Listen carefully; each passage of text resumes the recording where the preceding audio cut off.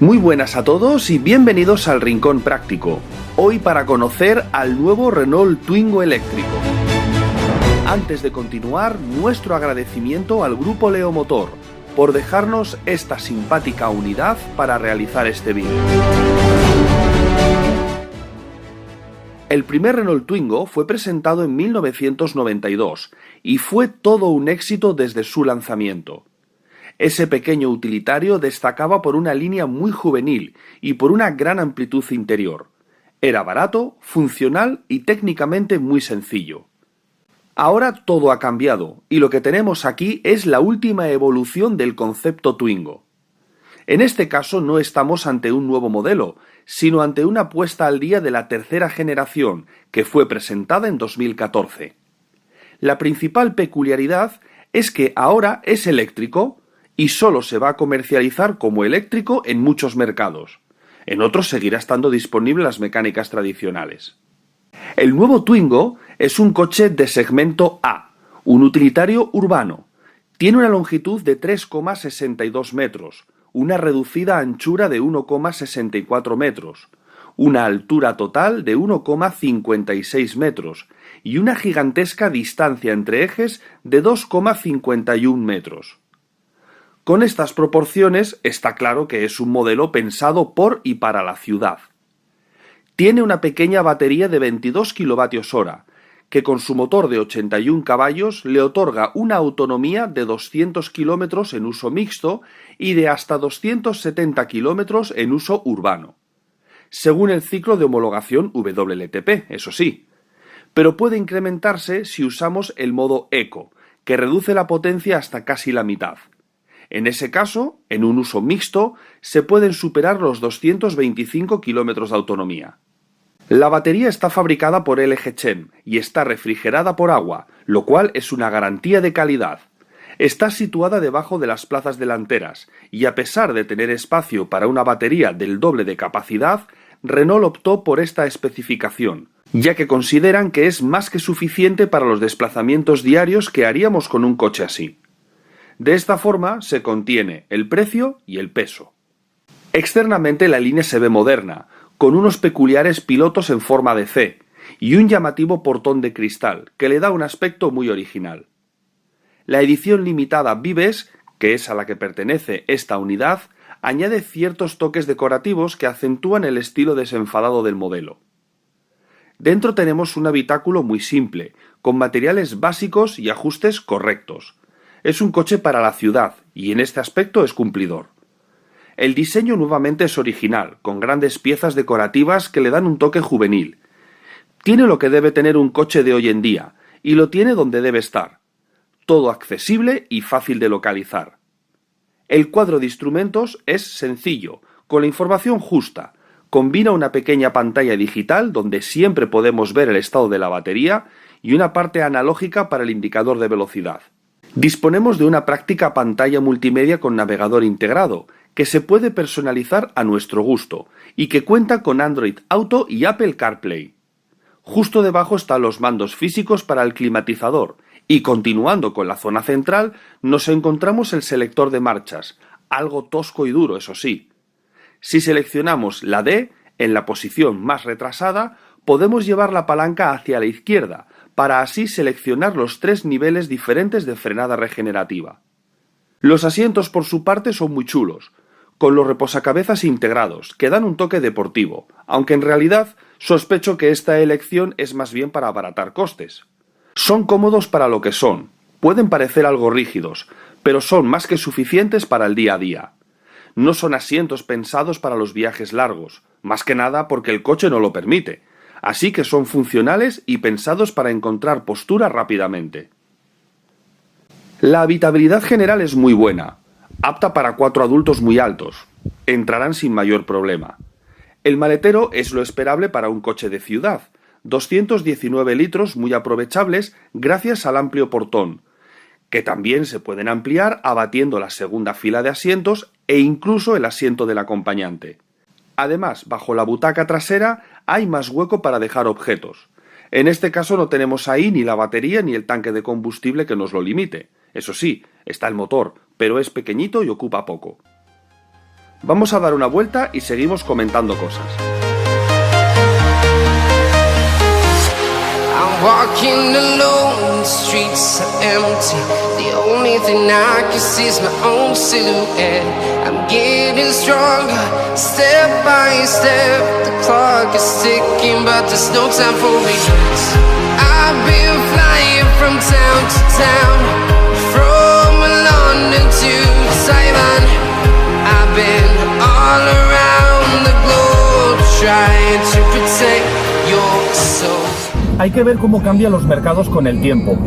Antes, cuando salió la primera generación del Twingo, había una verdadera moda de vehículos urbanos pequeñitos. Teníamos prácticamente en todas las marcas algún exponente. Y se vendían a lo bestia. Había mogollón para escoger. Eran coches extremadamente sencillos, prácticamente no tenían nada. Recordad que el primer Twingo básicamente eran ruedas, volante y algunos ni techo, porque era de lona. Después, con el paso de los años, los mercados fueron cambiando. ¿Por qué? Quizá. Vamos a ver, antes, si os acordáis, si queríamos un coche bien equipado, teníamos que irnos a vehículos pues de segmentos superiores. Recuerdo que en el año 90, cuando mi padre compró el Opel Vectra, el Corsa no tenía nada.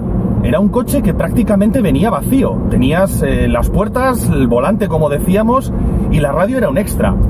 Si querías más equipamiento tenías que ir subiendo de segmento. El Astra ya tenía alguna cosita más, el Kadett era un intermedio que básicamente era casi como un Corsa un poco más grande, luego estaba el Vectra de mi padre que ya tenía pues un equipamiento bastante amplio y por encima teníamos el Omega. Era básicamente lo que había. Sin embargo, ahora los mercados han cambiado mucho. Los coches pequeños ya prácticamente pueden equipar lo mismo que un coche grande. Eso provocó, entre otras cosas, el aumento de precio de los vehículos urbanos. En parte por esa moda de equipar mucho los coches pequeños, pero también por la llegada de nuevas medidas de seguridad. Antes, los coches de este tipo, pues es que no tenían nada, lo que os decía, las puertas y poco más. No tenían airbags, no teníamos opciones ni siquiera de freno ABS. Prácticamente el coche, a nivel de seguridad, tenía lo basiquísimo. Claro, conforme entra Europa y empieza a exigir más equipamiento y a exigir nuevas normas de seguridad, pues los precios se van encareciendo. Hasta llegar a un punto en que a la gente ya le compensaba más pasarse a un segmento superior, por ejemplo, olvidarse del Twingo y pasar ya al Clio, y no gastarse el dinero que costaba un coche de este tipo. Por eso ahora estos vehículos están viviendo como una segunda juventud. Después de pasar muchos años en los que casi desaparecen, ahora se vuelven otra vez a poner un poco de moda gracias a la electrificación.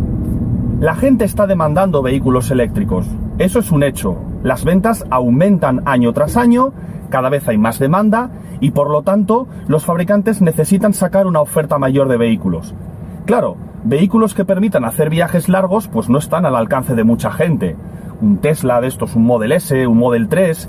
incluso cualquier otro coche de otra marca que te permita recorrer largas distancias, pues ya cuestan un dinero importante. Hay que tener en cuenta que en España pues el precio medio de los vehículos está muy por debajo de los 20.000 euros. Por lo tanto, si quieres cubrir la demanda de vehículos eléctricos, tienes que hacerlo con vehículos como este. Vehículos que ya están, digamos, dentro del alcance de mucha más gente y que cubren las necesidades más básicas, que son los recorridos por ciudad. Es donde más usa la gente el coche a diario, pequeños desplazamientos. Ahí es donde entra este pequeño Twingo. Ahora los fabricantes han visto que es una gran oportunidad transformar estos pequeños coches urbanos en vehículos eléctricos de bajo coste. Ahora este Twingo en España solo se va a comercializar con versión eléctrica. En otros países es verdad que aún van a mantener las versiones de combustión. Pero en España solamente la eléctrica y en otros mercados, no somos la excepción. ¿Eso qué significa? Que si queremos este coche va a tener que ser eléctrico sí o sí. Este Twingo cuesta unos 20.000 euros. Con las ayudas se puede quedar en torno a los 15.000. Ayudas que se van a renovar. Ahora mismo están los fabricantes negociando con el gobierno para volver a aportar dinero para el plan Renove, el plan Moves o como lo queráis llamar. Lo que pasa es que quieren hacer algunas diferenciaciones para que no lo abarque todo unas comunidades y otras se queden prácticamente sin nada. Así que lo que van a hacer es volver otra vez a sacar ayuda. De esa forma, si quieres optar a ellas, podrías entonces conseguir este coche por unos 15.000 euros, quizá un poquito menos. Si achatarras otro vehículo, podrías conseguirlo por un poco menos. Eso ya depende. Pero bueno, estamos hablando de que este coche, si lo puedes conseguir por en torno a 15-16.000 euros y haces muchos recorridos urbanos diarios, pues sí que lo puedes amortizar. Hay que decir que este modelo homologa una autonomía de aproximadamente 200 kilómetros. En ciclo urbano, es decir, en recorridos eminentemente por ciudad, esa autonomía puede ampliarse hasta los 250 o 270 si somos muy optimistas. Ahora bien, hay que decirlo todo, en invierno y en situaciones de bajas temperaturas, como las que estamos viviendo ahora en España, la autonomía decrece bastante. En este caso, con la autonomía a tope, es decir, con la batería cargada al 100% y en condiciones pues de temperatura casi bajo cero, la autonomía merma hasta los 140-150 kilómetros. Eso sí, de marcador, porque es un poco engañoso cuando hace frío. Os comento. Uno de los días que pude manejar este coche, lo pude hacer con una temperatura más o menos normal, en torno a los 10, 12, 14 grados me acuerdo que había. En ese caso la autonomía homologada WLTP sí que se aproxima mucho a la realidad. Ahí no tuve mayor problema. Hice unos 180 y pico kilómetros y aún tenía autonomía bastante para llegar a casa. Con lo cual yo creo que esos 200 y pico kilómetros sí que son factibles en condiciones normales. Ahora bien, la cosa empeora en el momento en que la temperatura baja por debajo de los 5 grados. Ahí sí. Ayer, por ejemplo, estuvimos casi a bajo cero y ahí la autonomía descendió bastante. Pero, como os decía, en condiciones de buena climatología, lo que sí nos pudimos dar cuenta es que el indicador de batería es bastante, pero bastante fiable. Vas viendo que la autonomía que te indica aquí en el cuadro es bastante real, con lo cual viajas con tranquilidad, te sientes a gusto, no tienes miedo de decir, meca, que me voy a quedar aquí sin batería. No, es bastante fiable. Pero con frío, sí que la primera mitad de la batería, como ese primer 50%, baja, pero a toda leche. Es impresionante lo que baja. Pero luego, cuando ya te empiezas un poco a acojonar porque dices, venga, que me quedo ya sin batería, no, de repente ese último 50% pues tarda una verdadera eternidad en bajar. Así que, en realidad, esos 140 kilómetros que dice Renault que se ve reducida la autonomía, puede que no sean tan pocos. Igual los 150 o así lo puedes conseguir. No obstante, sí que es verdad que este coche, en líneas generales, transmite bastante información, una información bastante verídica sobre su autonomía. Hay otros coches que hemos probado, incluidos algunos híbridos enchufables, que el medidor de autonomía pues es un poco cuestionable. Ya os lo he comentado en algún vídeo. Te pones, dices que tienes 40 kilómetros, has recorrido 2 y dices, meca, en vez de 40 ahora tengo 30. También me he dado cuenta que este coche tolera bastante bien el acelerador. Algunos modelos eléctricos que he probado y otros enchufables, en cuanto pisas un poquitín, en cuanto le exiges algo de rendimiento al coche, la autonomía baja a lo bestia. Sin embargo, aquí me he dado cuenta que después de hacer varias aceleraciones, después de entrar por autopista, después de moverme con cierta alegría por determinadas zonas, la autonomía no se ve muy resentida. Sigues consiguiendo esa autonomía WLTP que es, como digo, bastante real. Y eso, en términos generales, me parece interesante.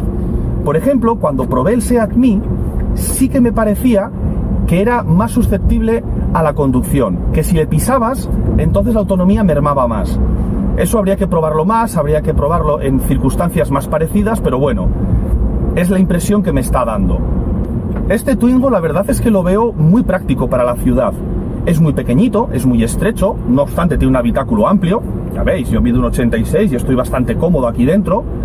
Hay sitio detrás para que alguien se siente pues con amplitud, con lo cual, bien, es un coche con el que puedes llevar a 4 personas de talla alta tranquilamente por ciudad. Tiene un maletero, que hombre, tampoco es muy grande viendo las dimensiones del coche, pero más que suficiente pues para la compra diaria, para ir a hacer deporte, para las bolsas que puedas llevar en tu día a día, pues material de trabajo, etcétera. Para eso, sin problema. Es bastante cómodo, tiene una suspensión que filtra bastante bien, se deja sentir, es decir, hace ruidito, cuando pisas una alcantarilla o algo suena pum pum, pero es verdad que las vibraciones no se transmiten gran cosa. Así que en ese aspecto es bastante cómodo.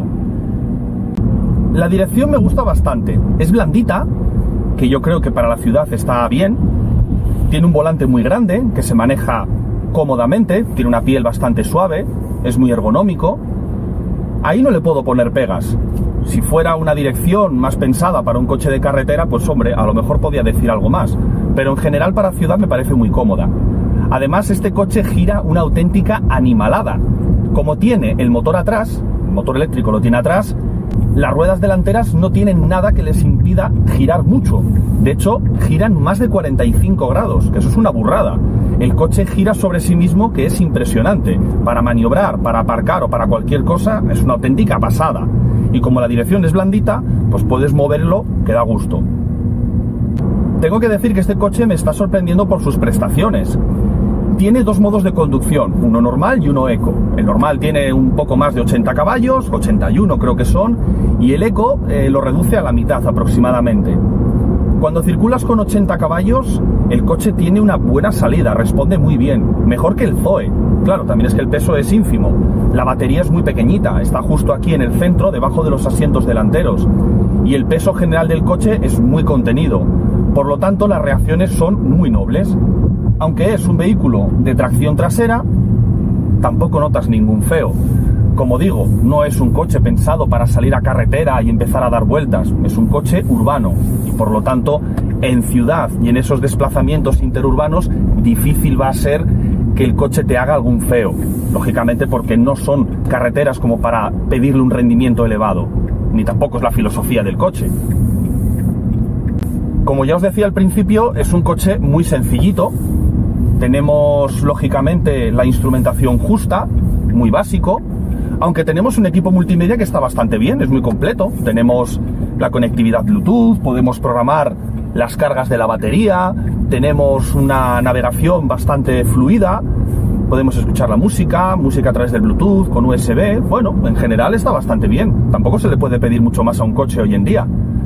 Tenemos también la cámara de marcha atrás, que se ve muy bien en esta pantalla, y luego pues un pequeño cuadro digital muy informativo que te dice lo justo, la batería que tienes, la autonomía, la temperatura, etcétera, lo justo, y el velocímetro, eso sí. Así que en general creo que es suficiente para moverte por ciudad con el climatizador y con lo que tienes aquí. Yo lo veo bastante bien. Yo no le pido más a un coche para moverme por ciudad. Yo estoy pensando en mucha gente que tiene 2 coches o mucha gente que usa el coche solamente en ciudad, y esta creo que es una alternativa muy interesante. Mi cuñado, por ejemplo, que vive allí en Guadalajara y tiene que desplazarse todos los días a trabajar, unos 50-60 kilómetros, está barajando comprar un coche de este tipo. Ellos tienen 2 coches. A él le encaja perfectamente. Él tiene su punto de carga en su casa, puede perfectamente cargar a diario el coche de noche con unas tarifas muy ventajosas, y para desplazarse diariamente a su trabajo lo puede hacer con un gasto bajísimo. Creo que está bastante bien. Es un coche que tiene un mantenimiento mínimo al tratarse de un vehículo eléctrico, tiene un funcionamiento que es bastante agradable, es silencioso, es cómodo, es amplio, tiene un buen comportamiento. ¿Veis? Estoy tomando una rotonda y ahora mismo no estoy volcando, con lo cual va muy bien. Lo digo en plan de broma, obviamente esto no va a volcar. Pero yo lo veo una alternativa muy interesante. Este tipo de vehículos cada vez van a proliferar más. Creo que la gente va a tirar mucho este año a este tipo de movilidad. Van a salir más modelos, algunos más aquí en Renault. Tenemos el Twingo y dentro de poco el Dacia Spring, que va a ser pues un modelo equivalente a este prácticamente, muy parecido, de bajo coste, con un poquito menos de motor, algo de menos de rendimiento, pero bueno, es un vehículo que podríamos decir que para ir por ciudad también va a cumplir muy bien. Y en líneas generales yo creo que esto es un acierto lo que ha hecho Renault.